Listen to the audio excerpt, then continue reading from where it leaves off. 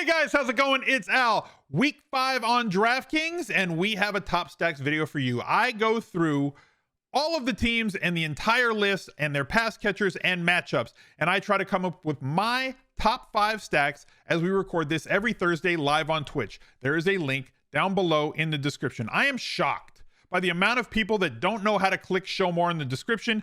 Every single video in the replies, I can't find the link to the listener link. It's in the description. Click show more.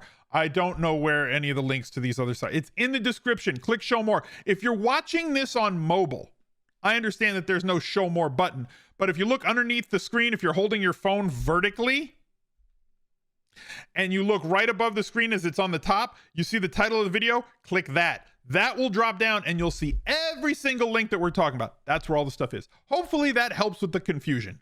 So for NFL DFS in week 5 on DraftKings, this is what we've got. Thank you guys for being here. Drop a like on the video, subscribe to the channel, ring the notifications bell. I need at least 1,000 likes on this video before kickoff on Sunday, and let's get to it. He's a legend.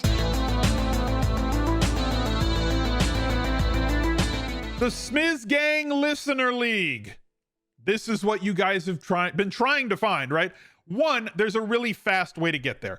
Go to your URL in your browser and type smizzle.tv/league. That will take you directly to the sign-in page. If you need a hyperlink, click show more in the description. It'll drop down and it'll have that link, smizzle.tv/league. If it's not lit up as a link, copy and paste it into the URL. It will take you here. You can build a lineup as of right now. It's Thursday when we're recording this at about 11:20 in the AM on the Pacific Coast. 1,442 people are entered. 3,750 is what we need to get it filled. If you fill this early, like overnight Saturday, they're probably going to bump it up to 4,000 people. But for this week, $37,500 prize pool, $10 to enter, 3 max, absolutely no rake. Get your butts in there. So first guy that we got to talk about, right there on the cover, Jalen Hurts. Typically, I like to double stack my quarterbacks, but I specifically wanted to talk about Jalen Hurts and Eagles stacks for this week because I think that he's fine if you want to single stack Jalen Hurts. He has reached the 300-yard bonus 2 times in the last 2 weeks. He has thrown the ball way more than expectation, right? You remember, like, we thought that like Sirianni and the Eagles were going to go with this modified Ravens type offense where they're going to run the hell out of Jalen Hurts and they're going to try to control the ball on the ground, and they can't because their offensive line is so bad that they have to throw the ball to move it. So you have somebody like Kenny Gainwell, who has become a player in this offense, kind of in a Nyheim Hines type role. And then they can't really get that much efficiency out of running Miles Sanders 15 to 20 times a game, so they're throwing it to him as well. So a lot more attempts, and it's very possible that Jalen Hurts can, if he has a tournament winning day of like a 35 or a 40-point day, that he will throw for 3 or 4 touchdowns. So double stacking him is fine, but also single stacking him should be an option for you because, as we've seen, he can get you over 20 points against any opponent, no matter how much or how little he throws it, based on the fact that even with all that passing volume, he is also running the ball a ton, over 8 times a game so far on the young season, and that translates to a ridiculously good floor. Doesn't have to do much to get you over 20 points, and if he does have a monster game, it could be with his legs, throwing for 1 touchdown, running for 2, challenging for the bonus on the ground. If he runs it 10 times a game, just takes 1 long one to get him over that number. So as it is every Thursday, we go and take a look over at the Rotogrinders lineup builder, and we're going to think about who we want to stack with him. So I'm probably not going to allow for Miles Sanders. I'm not going to allow for him, Boston Scott, because he's just not playing.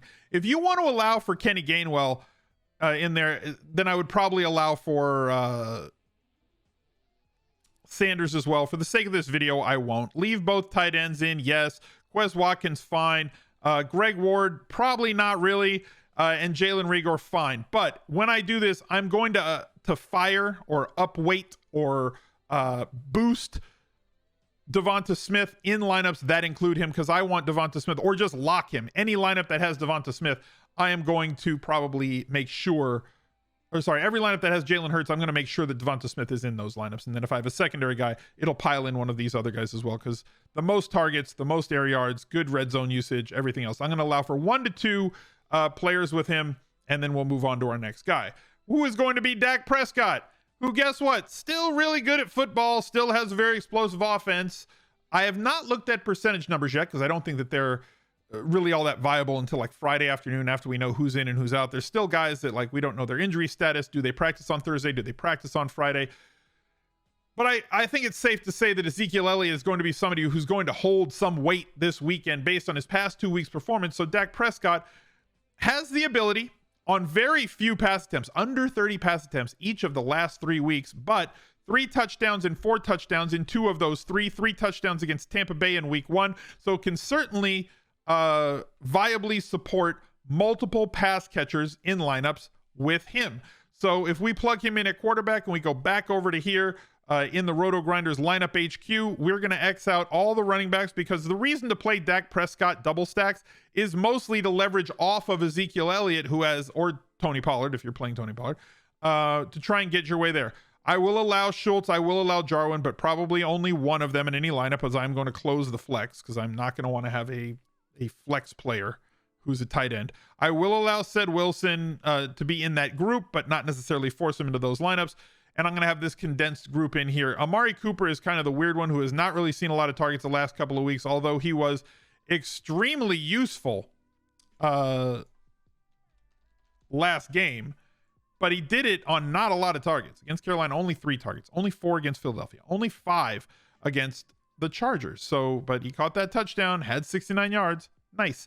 But his volume has left a lot to be desired in that spot, and that could be based on the injury. It could be based on a few different things. So monitor your usage of Amari Cooper, and a lot of their volume, both Cooper and Lamb, is tied to how many times Dallas has to throw the ball. So if you think it's going to be a ground and pound game, and many people do, as they're favored by a lot and at home, and that defense has been doing extremely well recently, that's moving people off of the passing game and more on to Ezekiel Elliott. This is kind of a tournament play for me that grades out very well. On the other side of the ball, Daniel Jones is somebody who's going to grade out very well in cash game lineups. And so far this week, Shepard and Slayton have not been practicing. So we have kind of a consolidated list or a condensed list of players that are going to be catching the ball from him. And it's a late game, so we get kind of an afternoon hammer situation here. Kenny Golladay, 7 targets last game. Shepard, possibly out. We're going to have to monitor practice reports. Didn't practice on Wednesday. Neither did Slayton. If both of them don't practice Thursday and Friday and are out for that weekend, that's going to open up somebody like Kadarius Toney, who ran a lot more routes, played a lot more snaps, and the last 2 weeks has seen his usage grow, even with both of those players there against Atlanta. And then last week, a lot of things headed his way, a lot of targets headed his way, and an explosive player in his own right who can get downfield or take screen passes in space and get down the field. So going back over to the lineup builder, we're going to make our group with him. If I can find him there. I'm going to exclude Saquon Barkley from this group. He is getting targeted. We're going to have to make that decision. If you want to include him and go with Jones plus Barkley plus a pass catcher, it's a route you can go. I'm probably not going to go that way because with as much as Daniel Jones runs, if you're trying to capture all of his upside, yes, Saquon Barkley is included in the passing game, but I don't think he's included enough in the passing game like he was a few years ago where he was getting like 7, 8, 9, 10 targets a game. That's just not, it's like 3, 4, 5 is not enough for me to include the running back with the quarterback, especially when the quarterback runs the ball as much as him. So Jones provides leverage off of Barkley, or if you think Jones is going to come in and Jones stacks are going to come in at too high a percentage, then go the other direction and say, well, I want the leverage with Barkley over those stacks. So John Ross caught a long touchdown, not going to be playing him. Sterling Shepard would be great if he's playing, but I don't think he's going to. So I'm going to operate these under the assumption that they're not, and I'm going to include these 3 guys only, going to force 2 of those into stacks with Daniel Jones. Our next player would be Joe Burrow. The Bengals have run the ball way more than expected this year, which kind of sucks. They were one of the teams that led the league in terms of pass attempts last year.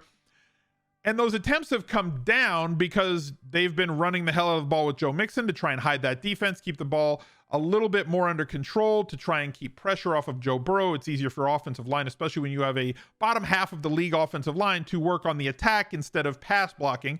An exposure quarterback coming off of, 1 year off of an ACL tear, less than a year actually, because it was, halfway through that season, from taking too many dropbacks. Burrow has been way more efficient, but this week against Green Bay, I'm going to assume that Green Bay is going to score some touchdowns against this Bengals defense, which is going to force them to keep a little bit more, their foot on the gas, especially in the absence of Joe Mixon if he does miss this weekend's game. So playing those double stacks is what I'm looking for with Joe Burrow, and going with a 4-man crew. Like if Mixon misses this game, great. If he doesn't, then we're not going to play Pirine. If Pirine is the main guy, he's going to be the lead guy. Stick with Uzomah in the group with these double stacks. Going to use basically the 3 guys that are at wideout and Uzomah. A 4-man tight group using every time I play Joe Burrow. I'm going to have a double stack with him. And our final stack is going to be Kirk Cousins, who I think is going to be a great leverage play this weekend. As everybody and their mom is racing to play Dalvin Cook, assuming health for Dalvin Cook. Because of the game against Detroit, who is like bottom 5 in the league in just about every defensive metric against running backs. So everybody's going to play them. They're at home. They're massively favored. We know that they like to run the ball. If Dalvin Cook is out, guess what? Everybody wanted to play Dalvin Cook is immediately going to go play Alexander Madison for good reason. But why wouldn't I play Kirk Cousins? Both games that they played against the Lions last year, he had 3 touchdowns. They've allowed over 300 yards to like Jimmy Garoppolo. They've against everybody that they've played this year. Really bad defense is basically what I'm trying to tell you. So Kirk Cousins, we know where we can stack him. The ball only goes to 4 different guys. The ball's going to Justin Jefferson a lot. The ball is going like 25% of the time. 24% of the time it's headed towards Thielen, and a lot of red zone looks there. And the only other 2 guys that are really involved more than 10% of the time so far through 4 weeks has been KJ Osborne and Tyler Conklin. We have 4 dudes in this passing game that we can stack with, and it's very easy to get exposure to them in your double stacks. It's definitely going to be a double stack with me. I'm not going to play the running backs in these stacks because I want to play for leverage in tournaments here.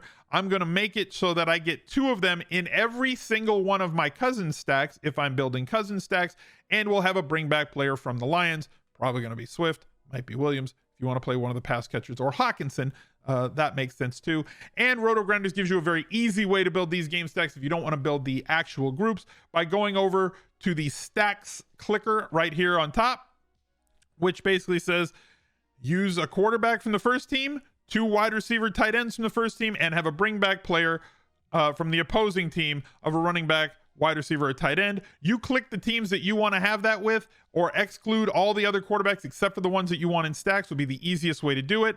And then you can build your secondary stacks as well in here, clicking the teams and the groups that you want to make sure you have 1 player coming back, making it very easy and elegant for you to build your tournament lineups. I hope that this helped. Look for a link down below in the description or in the pinned comment. smizzle.tv/Rotogrinders will get you a discounted membership for 5 days, for a month, or for a core 4 membership that covers all of their different sports, especially with NBA coming and golf going every single week. Great value there as well. Thank you for watching. Look out for another video right there. He's a legend.